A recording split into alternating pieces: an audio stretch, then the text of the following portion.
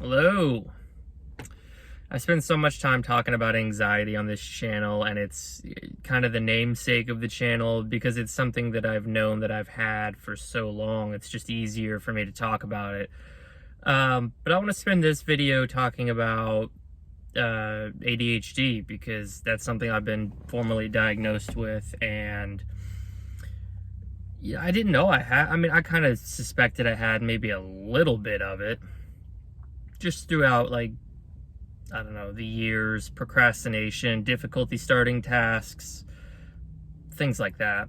But as somebody who is new to like a formal diagnosis of it, I think it could be beneficial to talk about kind of like what I've noticed since the diagnosis. It's a lot easier for me to break that down because the medication that I'm on treating it, which is Adderall, I don't take it every day, and it doesn't really, from my understanding, and if somebody out there is taking it, you can correct me if I'm wrong, but it's my understanding that you're not supposed to take it every day because your tolerance will build, and that will result in the medication not working as good as it did initially. So the way my doctor has me doing it is I do pretty much every work day I'm on it. And then I take the weekends off, which works very well for me in all but one aspect, because I need it most when I'm at work. I do fairly repetitive work, and so I need to be able to focus and keep, I don't want to say keep the pace up, because I think anybody doing the type of work that I do, the pace steadily is going to decline throughout the day as you do it more and more. But and I don't want to say like it gives me a mental boost. Like, I know people take Adderall and they'll like pull all night study sessions or whatever. It's not really a boost. It's just more, instead of casting like a wide net, this needs my attention, this needs my attention, it's more focused on, okay, this is where my attention is now. And we're still figuring out the dosage and everything like that. But it's easier for me to get the work done. So let's say, I don't know, Monday through Friday, my productivity's a lot better. I don't even want to put a percentage on it because I'm not sure what it would be. But it's a lot better. There's a discernible difference, and luckily we track productivity at my job. So I could go back and look before I started the medication. Granted, I was newer, and it's to be expected that you're slowly but ideally going to improve over time. But there's kind of a silver bullet as well, in that I occasionally work Saturdays, and the Saturdays that I work, I do not take it. Now, they're just half days, but I am noticeably less productive on those days. It's not even necessarily, I mean, it is to a point, like numbers based, but it's more in like how I feel. Like, I have to really force myself to work, and it's been like that at every job I've had before as well. And I don't know if it's solely this medication, because I do like this job a lot better. I mentioned before there was one area that it doesn't really help me in, and that is my writing. If you're new to this channel, I'm an author. I try to be an author. I've got some books out there. And so, by the time the evening rolls around and like I can sit down to write, usually most, if not all, the medication's worn off at that point. So it doesn't really help me in that aspect, and I don't want to pop this stuff on the weekends to try to get motivated to write or try to be productive with my time and write, because that's going to have the reverse effect I just mentioned, where your productivity is going to slowly tank over time if I'm taking it every day. And I would rather have it where I need it, because the truth, the cold, hard, bitter truth, even if I don't want to admit it, is that my writing isn't paying the bills, at least not right now. So I can't use this tool to boost what's effectively a glorified hobby over what's actually bringing in the money. But I wanted to spend a couple minutes also just talking about the things that I've noticed, not even just necessarily with the medication versus not the medication, because I know that there's plenty of people who have, maybe you have ADHD and you don't you can't get the medication. Maybe your insurance doesn't cover it. Maybe you don't even have insurance.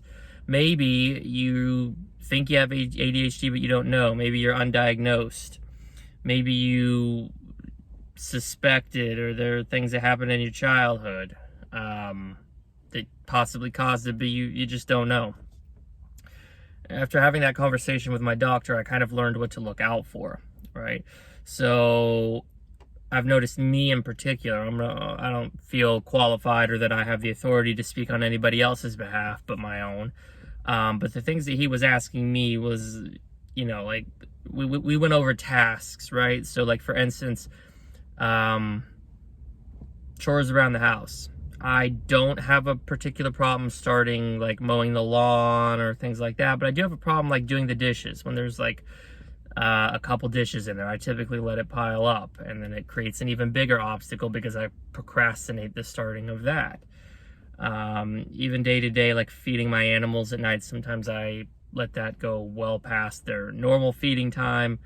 I, of course, eventually feed them. I don't want to make it sound like I'm neglecting them, but, 15 minutes after is not completely insane for me.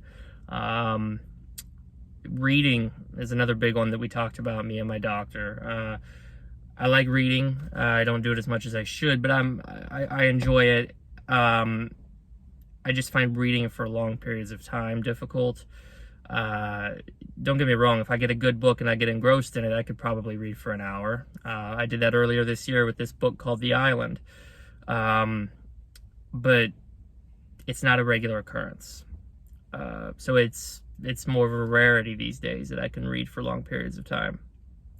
And I've often wondered, where do we toe the line between, because we're so engrossed in social media and these little snippets, right? Like, or constant, like TikTok or Facebook Reels or, whatever, the short YouTube Shorts, all that stuff, right? To me anyway, I could be way off basis. This is just one guy's opinion, but they're kind of they seem to be adapting to the shorter attention span that people have. I make it a point, like when I'm watching a movie or something, TV show, I don't look at my phone. I'm not multitasking. I like my eyes to be on the screen, but sometimes my mind wanders. So that's something else that I've noticed. But like going back to the point that I was just making, the short video format, right? Certainly is not doing anyone with this condition any favors. I mean, let's just call it what it is and let's be honest. And even like scrolling through Reddit, scrolling through Facebook, scrolling through Instagram, it's not like you're spending a significant amount of time on one of those posts. If you're like me, your thumb's moving more often than it's not, you know what I mean? So I've often wondered like where the line is with having this condition, maybe as a part of your upbringing, or maybe, I don't know if it's genetic or hereditary, but maybe there's some of that in there too, versus just being conditioned with the environment you're like, everything that social media is pushing on you. I grew up in a weird time. I can't really blame social media for mine, because back in my day, the most social media there was like instant messengers, like AOL Instant Messenger, Yahoo Instant Messenger, MSN Instant Messenger, and then there was MySpace. I mean, I didn't get on Facebook till like 2011, 2012, and by then I was like 18, 19 years old, so it didn't really condition me. And I did watch this interview, I think this guy was on the Joe Rogan podcast. Now, I mean, say what you will about Joe Rogan, he's a controversial figure, but the guy, they had like this doctor on there who was talking about ADHD and anxiety, coincidentally enough. He said a lot of ADHD is rooted in your upbringing, like when your parents have a lot of issues and they're very open about all of their issues, struggles with, I don't know, alcoholism, drugs, money, work, making ends meet, time management, all that stuff. As a kid, he said that when you're a child, you're not equipped to deal with that, so you distract yourself. And you're kind of like shuffling through distractions so you don't have to worry about stuff that you don't understand or you can't fix. And I recognize a lot of that in myself.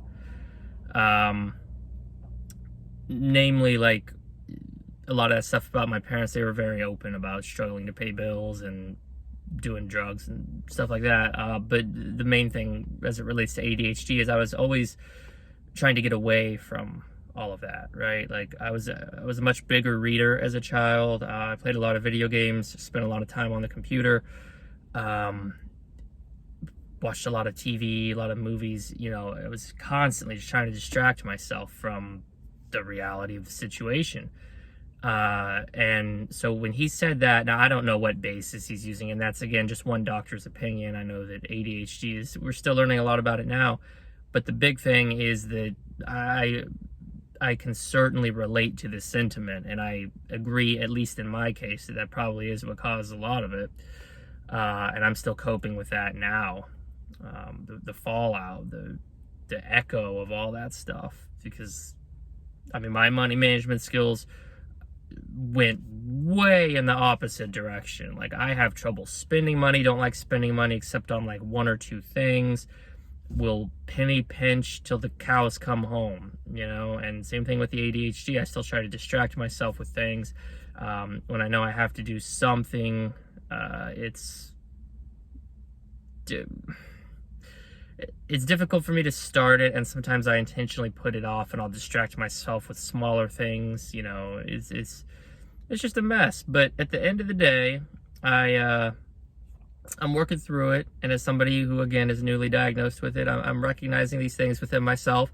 And if you have ADHD, I'd love to hear from you. You know, do you agree with that sentiment? Do you know where yours came from? If not, do you suspect anything? What symptoms or issues do you have in your day-to-day? I appreciate anybody watching. I'll see you guys next time.